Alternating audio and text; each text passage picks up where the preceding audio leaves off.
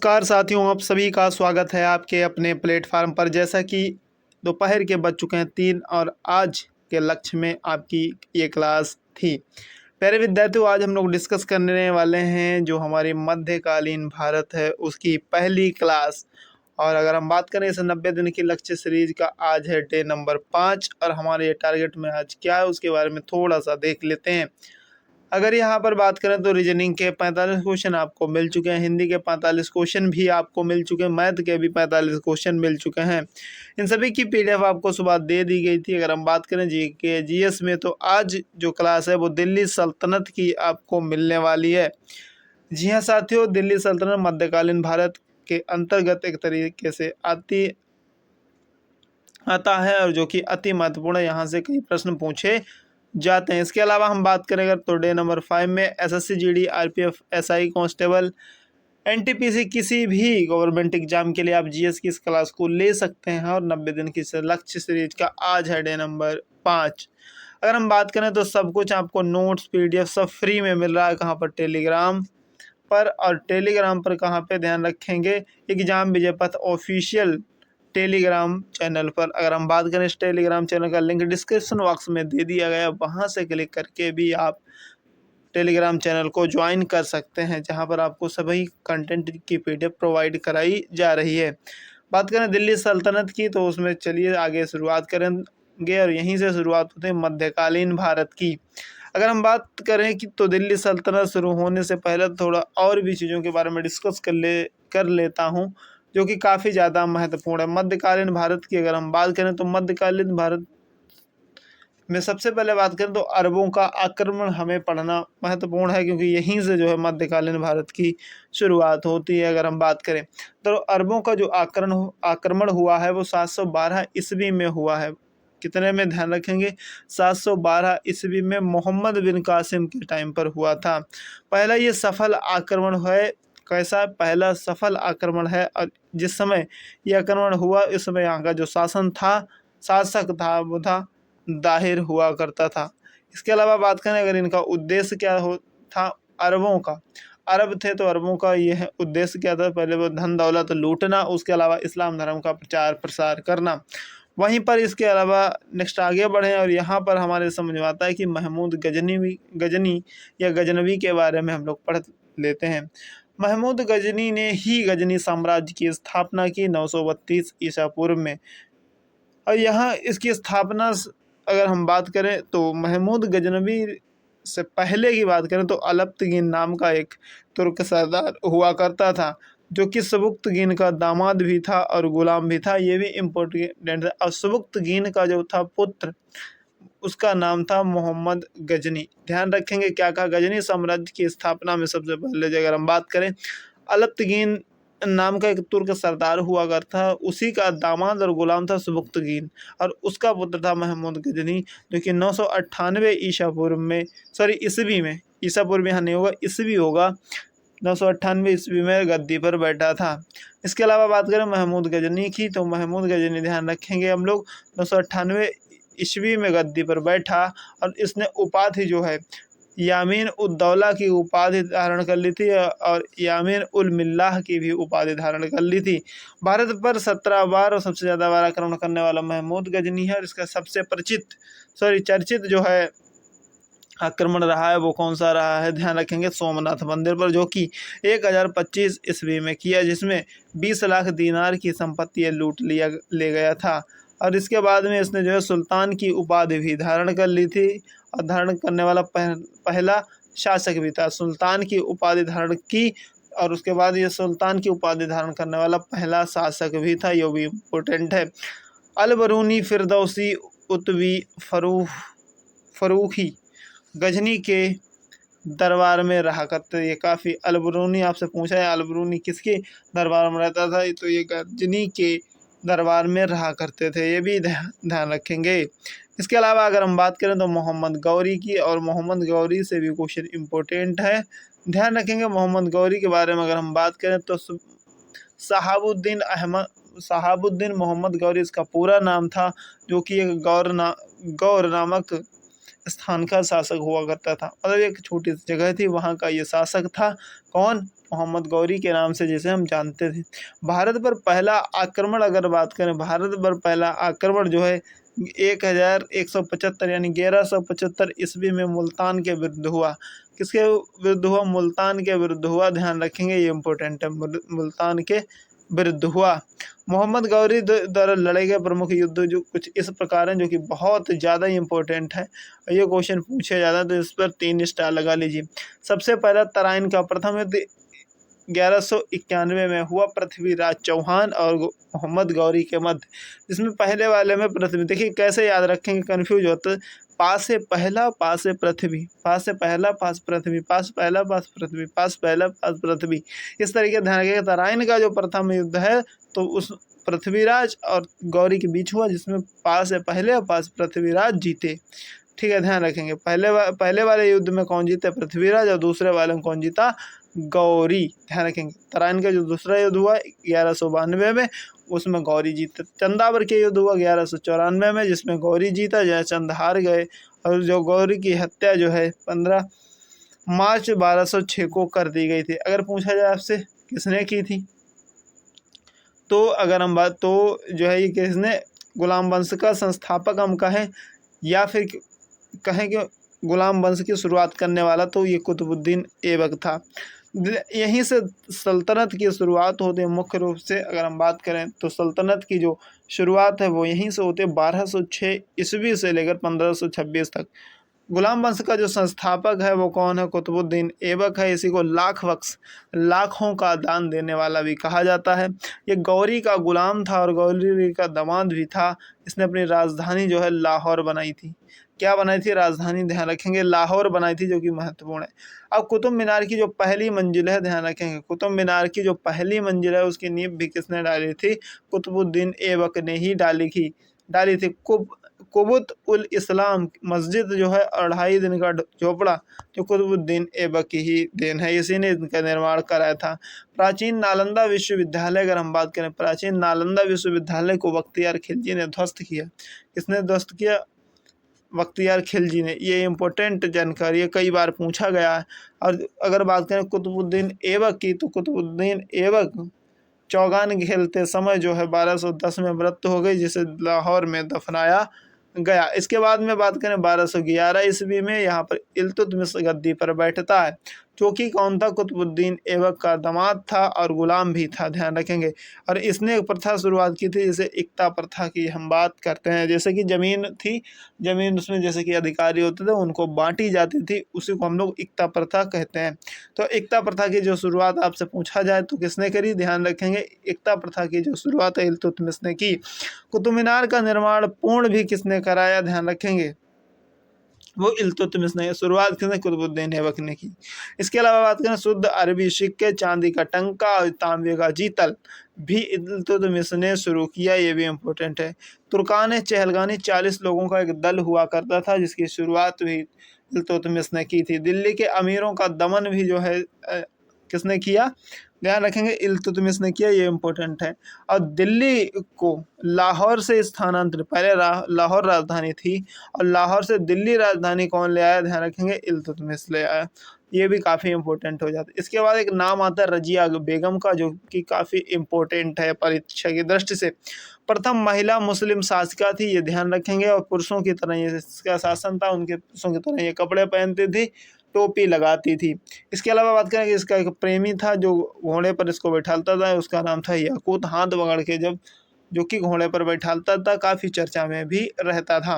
लेकिन इसकी शादी जो है अल्तुनिया नामक व्यक्ति से हुई बाद में। अगर बात करें इसकी मृत्यु की, तो 1240 में कैथल में डाकुओं द्वारा घेर करके इसकी हत्या कर दी गई।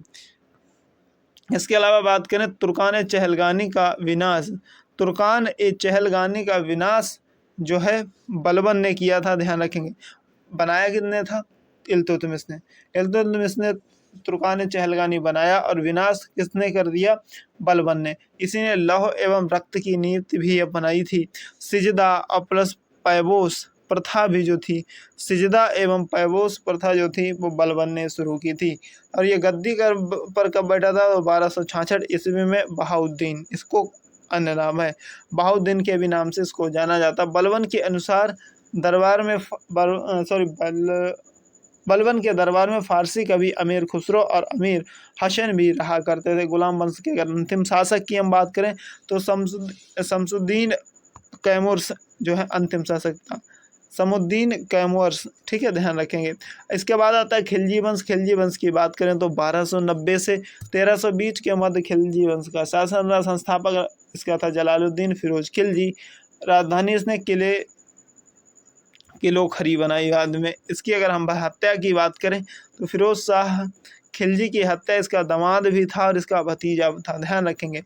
इसका दामाद भी था और भतीजा भी था, कौन? अलाउद्दीन खिलजी, जिसने कर दी थी। और 1296 ईस्वी में गद्दी पर बैठ गया और इसने नगद वेतन और स्थायी सेना का प्रावधान शुरू कर दिया।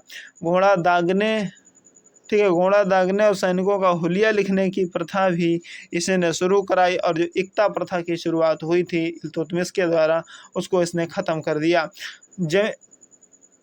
फिर इसके बाद जो है जमीयत खाना, हजार खंभा महल और सीरी का किला भी इसने जो है बनाया। किसने बनवाया? ध्यान रखेंगे हम किसकी बात कर रहे हैं यहाँ पर, एक मिनट रुक जाइएगा, अलाउद्दीन खिलजी की, ठीक है। जमैयत खाना, हजार खंबा महल, सीरी का महल, अलाई दरवाज़ा। और अलाई दरवाज़ा जो आपका है, अलाई दरवाज़ा जो है उसी को इस्लामी वास्तुकला का रत्न भी कहा जाता है, ये इम्पोर्टेंट है। इस्लामी वास्तुकला का रत्न भी कहा जाता है, ये इम्पोर्टेंट है। और 2 प्रकार के इसने कर लगाए थे, टैक्स 2 तरीके, एक चराई कर हुआ करता था, एक घड़ी कर। घड़ी कर होता था घरों एवं झोंपड़ियों पर लगाता था जहाँ पर लोग रहते थे, और दुधारू पशुओं पर कौन सा चराई कर भी लगाता था। कुतुबुद्दीन मुबारक एक खिलजी था, एक वो कुतुबुद्दीन एवं अलग था, ये कुतुबुद्दीन मुबारक खिलजी था जिसने की अगर हम बात करें तो 1316 ईस्वी में शासन उसने किया, गद्दी पर बैठा। इसे नंगे पुरुषों की संगत और महिलाओं की संगत जो है करना अच्छा लगता था, और ये कभी कभी जो है दरबार में नंगा भी आ जाता था बिना, बड़ी बदतमीज आदमी था, है ना। इसके अलावा बात करें तुगलक वंश की, तुगलक वंश 1320 से लेकर 1398 ईस्वी के मध्य जो है इसका शासनकाल रहा। अगर हम बात करें 1320 में गयासुद्दीन दिल्ली की गद्दी पर बैठ गया। इसके बाद में बात करें गयासुद्दीन तुगलक ने जो है, ये इम्पोर्टेंट काफ़ी ज़्यादा है कि उसने अपनी राजधानी जो है तुगलकाबाद को बनाया। तुगलकाबाद को अपनी राजधानी बनाया किसने? गयासुद्दीन तुगलक ने। इसके अलावा बात करें सिंचाई है तो कुएं और नलों का निर्माण भी गयासुद्दीन तुगलक ने करवाया, जो कि अति महत्वपूर्ण। फिर इसके बाद आया मोहम्मद बिन तुगलक। राजधानी इसने दिल्ली से देवगिरी यानी दौलताबाद बनाई, ध्यान रखेंगे। इसने इधर क्या था, ये तुगलकाबाद थी, और इसने दिल्ली से क्या करी, देवगिरी यानी दौलताबाद बनाई, जो महत्वपूर्ण है। और इसी को प्रिंस ऑफ मनियर्स कहा जाता है। किसने कहा है? एडवर्ड थॉमस ने कहा, जो कि अफ्रीकी यात्री था। इब्न बतूता 1333 ईस्वी में भारत आया, उसने किताब लिखी रहला, जो कि अति महत्वपूर्ण है। यहाँ पर बात करें भारत में हरिहर और बुक्का नामक 2 भाइयों ने 1336 में स्वतंत्र राज्य विजयनगर साम्राज्य की स्थापना करी, जो कि अति महत्वपूर्ण है। फिर आए फिरोज तुगलक, जो कि काफ़ी परीक्षा की दृष्टि से यहाँ से क्वेश्चन पूछा जाता है। फिरोज तुगलक से, फिरोज तुगलक ने ही ब्राह्मणों पर जजिया कर लगाने वाला पहला शासक था। इसने क्या किया? ब्राह्मणों पर जजिया कर लगाना शुरू कर दिया, और ये पहला शासक ऐसा था जिसने ब्राह्मणों पर जजिया कर लगाया था। सिंचाई कर भी ये लगाता था। अपनी आत्मकथा इसने लिखी तो फुतूहात ए फिरोज शाही, इसको हम नाम से जानते हैं। अंतिम शासक की बात करें नासिरुद्दीन महमूद तुगलक था। दिल्ली में जो कोटला शाह, जिसको आप फिरोज शाह कोटला स्टेडियम के नाम से जानते हैं, ये पहले कोटला फिरोज शाह दुर्ग हुआ करता था, और इसका निर्माण भी जो है किसने? इसी ने कराया था। एकता प्रथा की जो पुनः से शुरुआत जो है इल्तुतमिश ने शुरुआत करवाई, बलबन ने बंद कर दी, फिर से जो है ये शुरुआत हुई, और ये शुरुआत किसने कराई? फिरोज तुगलक ने इस तरीके से दोबारा शुरुआत करा दी। तो कुछ इस प्रकार से महत्वपूर्ण चीज़ें हैं। इसके अलावा अगर हम बात करें सैयद वंश की, सैयद वंश की बात करें तो 1414 ईस्वी से लेकर 1451, अगर हम बात करें यहाँ पर तो इसका संस्थापक खिज्र खां था। और ये कौन था? तैमूर लंग का आपने नाम सुना होगा। तैमूर लंग का जो है सेनापति हुआ करता था। यमुना के किनारे मुबारकाबाद की स्थापना मुबारक शाह ने की, ध्यान रखेंगे। यमुना के किनारे मुबारकाबाद की स्थापना मुबारक शाह ने की। और अंतिम शासक जो है अलाउद्दीन आलम शाह था। इसके अलावा बात करें हम लोधी वंश की, तो लोधी वंश की जो शुरुआत है वो 1451 से 1526 तक शासन रहा और इसका संस्थापक था बहलोल लोधी। दिल्ली पर प्रथम अफगान राज्य की स्थापना की बात करें तो ये किसने करी थी? बहलोल लोधी ने की थी। और बहलोल लोधी ने ही सिक्के का प्रचलन की शुरुआत भी की थी, जो कि अति महत्वपूर्ण है।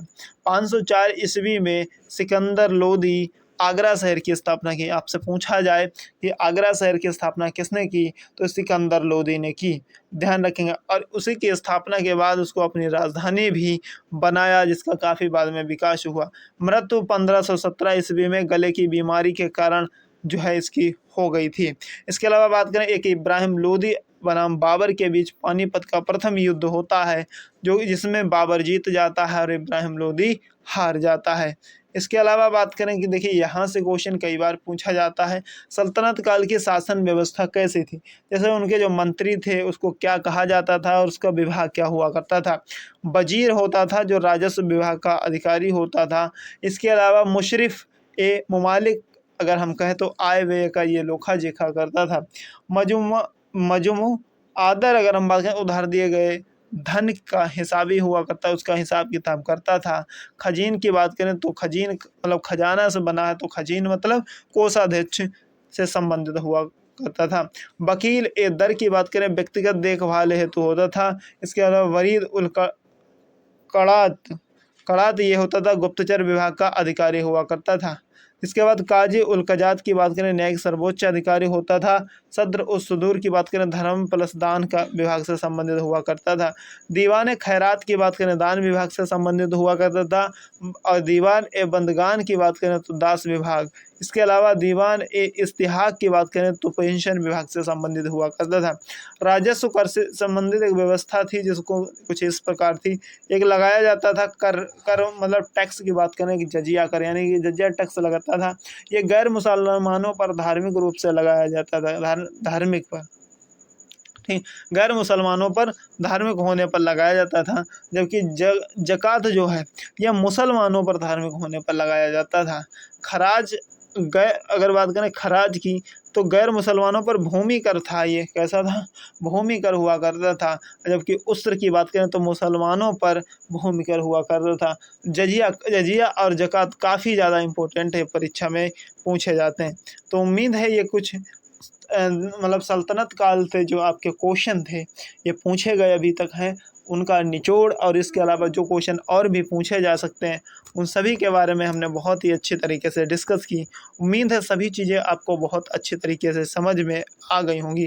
कोई चिंता समस्या आफत दिक्कत आपको सता रही है तो कमेंट बॉक्स में प्लीज़ ज़रूर लिखिएगा, हम उसका समाधान करने का पूरा प्रयास करेंगे। तो अगर आपको ये सेशन पसंद आए तो वीडियो को लाइक कर दीजिए और शेयर ज़रूर कीजिए, क्योंकि ज़्यादा से ज़्यादा विद्यार्थियों तक पहुँचना हमारा प्रमुख लक्ष्य है। इसके अलावा हम बात करें अगर तो इस सेशन को लाइक शेयर करके इस चैनल को भी जो है क्या करिए सब्सक्राइब कर लीजिए, क्योंकि इतना ज़्यादा बेहतरीन कंटेंट आपको अन्य कहीं नहीं मिल सकता। और बहुत ही छोटी वीडियो में आपके लिए, जैसे इसमें पूरा सल्तनत काल कंप्लीट हो गया। एक वीडियो में हमने बात की थी जैसे कि वैदिक काल, सिंधु घाटी सभ्यता, मौर्य साम्राज्य, अन्य जो भी धर्म बचे थे, एशियंट हिस्ट्री, मतलब 1 घंटे में हमने एशियंट हिस्ट्री प्राचीन भारत पूरा कंप्लीट किया। लगभग 1 सवा घंटे में जो अगर हम बात करें तो मध्यकालीन भारत भी कर लेंगे। मतलब 2 से 3 घंटे में अगर हम बात करें तो कंप्लीट अपना इतिहास पढ़ लेंगे बहुत अच्छे तरीके से, है ना। तीनों तरीके, प्राचीन, मध्यकालीन और आधुनिक इतिहास, है ना। तो इसलिए इतना बेहतरीन कंटेंट आपको एकदम फ्री में मिल रहा है। और इन सभी की पीडीएफ पाने के लिए जो है एग्जाम विजय पथ ऑफिशियल टेलीग्राम चैनल को भी ज्वाइन कर लीजिएगा, जहां पर इन सभी क्लासों की आपको पीडीएफ भी मिल जाएगी। वहां पर हाई करके एक मैसेज ज़रूर डालिएगा आप लोग, हम समझ जाएंगे कि आप वहाँ पर हाजिरी लगा चुके हैं। तो ठीक है साथियों, फिर चलेंगे। आज के लिए इतना ही काफ़ी। जब तक के लिए आप सभी को जय हिंद।